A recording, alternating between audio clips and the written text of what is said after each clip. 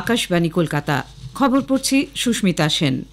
স্বরাষ্ট্রমন্ত্রী অমিত শাহ বলেছেন, গত ৬ দশক ধরে সীমান্তরক্ষী বাহিনী সাহস, শৌর্য ও ত্যাগের সঙ্গে সীমান্তের প্রথম নিরাপত্তাকে সুদৃঢ় করে চলেছে। যোধপুরে আজ বিএসএফ এর ৬০তম প্রতিষ্ঠা দিবসে তিনি বলেন, ১৯৬৫ সাল থেকে পূর্ব ও পশ্চিম সীমান্তে অত্যন্ত সাফল্যের সঙ্গে তারা অসাধারণ কাজ করে চলেছেন। সীমানা সুরক্ষা ছাড়াও তারা অনুপ্রবেশ রোখা, জাল নোট উদ্ধার করা, অতি বাম উগ্রপন্থাকে রুখতে উল্লেখযোগ্যভাবে কাজ করে থাকেন। 6 दशकों से साहस, शौर्य, बलिदान, इसके बल पर ही आपने देश के फर्स्ट लाइन ऑफ डिफेंस को उसका विरुद्ध प्राप्त करने का काम किया है। वहां पर आने वाली सभी चुनौतियों को पार कर देश की सुरक्षा की प्रथम पंक्ति को मजबूत करने का काम मेरे बीएसएफ के जवानों ने किया है। শ্রী শাহর মতে, নিরাপত্তা প্রদানের কয়েকটি ক্ষেত্রে বিএসএফ এর কোনো বিকল্প নেই। সেই কারণে ২৫টি ব্যাটালিয়ন নিয়ে তারা যাত্রা শুরু করলেও তার বহর ক্রমশ বেড়ে চলেছে। স্বরাষ্ট্রমন্ত্রী বলেন, আগে সীমান্ত সুরক্ষা সংক্রান্ত নীতি অত্যন্ত অস্বচ্ছ ছিল। মোদী সরকার ক্ষমতায় আসার পর পরিস্থিতির পরিবর্তন ঘটে। প্রধানমন্ত্রী নরেন্দ্র মোদীর নেতৃত্বে দেশের নিরাপত্তা সর্বাধিক গুরুত্ব পেয়েছে। সীমান্তের পরিকাঠামো মজবুত করার জন্য নানা ব্যবস্থা নেওয়া হচ্ছে। উন্নত যোগাযোগ ব্যবস্থা, ডিজিটাল অন্তর্ভুক্তি এবং পরিকাঠামোয় বিনিয়োগের মাধ্যমে উত্তর পূর্ব ভারতের রাজ্যগুলির যে অভাবনীয় উন্নতি হয়েছে, প্রধানমন্ত্রী নরেন্দ্র মোদী তার উচ্চকিত প্রশংসা করেছেন। সামাজিক মাধ্যম এক্স হ্যান্ডেলে কেন্দ্রীয় মন্ত্রী জ্যোতিরাদিত্য সিন্ধিয়ার এই সম্পর্কিত একটি প্রবন্ধ তিনি শেয়ার করেন। প্রবন্ধটির নাম বিকশিত ভারত পরিকল্পনায় উত্তর পূর্বাঞ্চল উল্লেখযোগ্য ভূমিকা নিতে চলেছে। প্রধানমন্ত্রী এদিন উত্তর পূর্বের বস্ত্রশিল্প, পর্যটন সম্ভাবনা ও চিরাচরিত হস্তশিল্প নিয়ে আয়োজিত ৩ দিনের অষ্টলক্ষ্মী মহোৎসবেরও উচ্চ প্রশংসা করেন। দিল্লির ভারত মণ্ডপমে এই উৎসবে অসম, অরুণাচল প্রদেশ, মেঘালয়, মিজোরাম, মণিপুর, নাগাল্যান্ড, ত্রিপুরা ও সিকিমের সৌন্দর্য এবং বৈচিত্র্যকে তুলে ধরা হয়েছে। এতে ২৫০-এরও বেশি হস্তশিল্পী অংশ নিয়েছেন।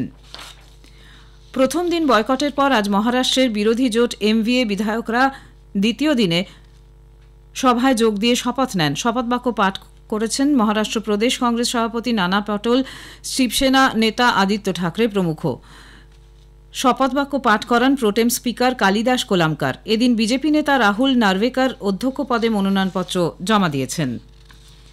সাইক্লোন ফেঙ্গালের পর পরিস্থিতি পর্যালোচনা করতে যুগ্ম সচিব রাজেশ গুপ্তার নেতৃত্বে কেন্দ্রীয় সরকারের একটি দল আজ পুদুচেরি পৌঁছেছে। তারা অতিরিক্ত বৃষ্টি ও জলজমার দরুন ক্ষতিগ্রস্ত মূলদায়ী বৈদ্যুতিন সাবস্টেশনটি ঘুরে দেখেন। সেখানকার আধিকারিকদের সঙ্গেও কথাবার্তা বলেন। পরে দুটি আলাদা দলে বিভক্ত হয়ে কেন্দ্রীয় দলটি গ্রামাঞ্চল ও শহরাঞ্চলের পরিস্থিতি খতিয়ে দেখতে যায়।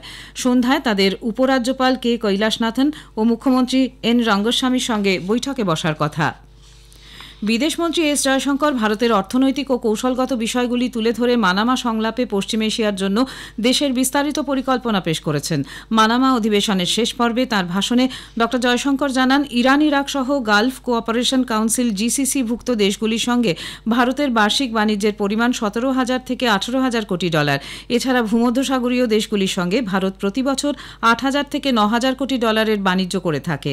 বক্তৃতায় ড জয়শঙ্কর শক্তি নিরাপত্তার উপর বিশেষ গুরুত্ব দেন। তিনি জি-20 শীর্ষ সম্মেলনের ঘোষণা অনুযায়ী ভারত, মধ্যপ্রাচ্য ও ইউরোপের সংযোগকারী অর্থনৈতিক করিডোর আইএমইসি গঠনের উপর বিশেষ জোর দিয়েছেন।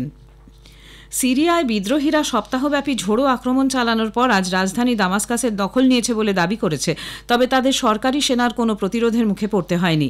ইতোমধ্যে সংবাদ মাধ্যমের খবরে প্রকাশ, রাষ্ট্রপতি বাশার আল আসাদ ২৪ বছরের রাজত্ব ছেড়ে অজ্ঞাত স্থানে পাড়ি দিয়েছেন। প্রধানমন্ত্রী মোহাম্মদ গাজী আল জালালিকে উদ্ধৃত করে সংবাদ মাধ্যম সূত্রে বলা হয়েছে যে তিনি শান্তিপূর্ণভাবে ক্ষমতা হস্তান্তরের জন্য প্রস্তুত।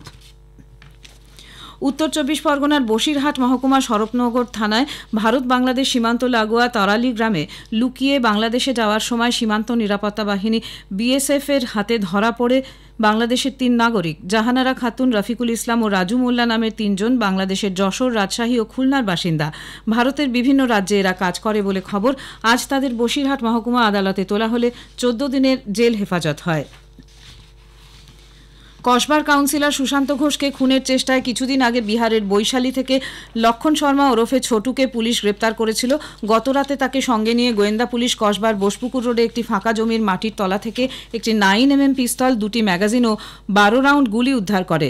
উল্লেখ্য, সুশান্ত ঘোষকে মারতে দুষ্কৃতীরা যে স্কুটিতে এসেছিল তাতে 2 জন সওয়ারি ছিল। এর মধ্যে যুবরাজ সিং নামে এক দুষ্কৃতীকে বাসিন্দারা তাড়া করে ধরে ফেলে। অপর সওয়ারি ছোটু পালিয়ে যায়। পরে তাকে বিহার থেকে পুলিশ গ্রেপ্তার করেছে। ওমানের মাস্কাটে আয়োজিত মহিলাদের জুনিয়র এশিয়া কাপ হকি প্রতিযোগিতায় ভারত আজ তাদের প্রথম ম্যাচে বাংলাদেশের বিরুদ্ধে খেলবে। খেলা শুরু হবে ভারতীয় সময় রাত 8:30টায়। দুবাইয়ে পুরুষদের 19 অনূর্ধ্ব এশিয়া কাপ ক্রিকেটের ফাইনালে বাংলাদেশ ভারতের সামনে 199 রানের লক্ষ্যমাত্রা রেখেছে।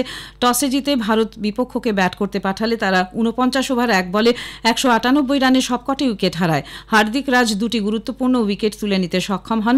মোহাম্মদ রিজান হোসেন সর্বোচ্চ 47 রান করেন।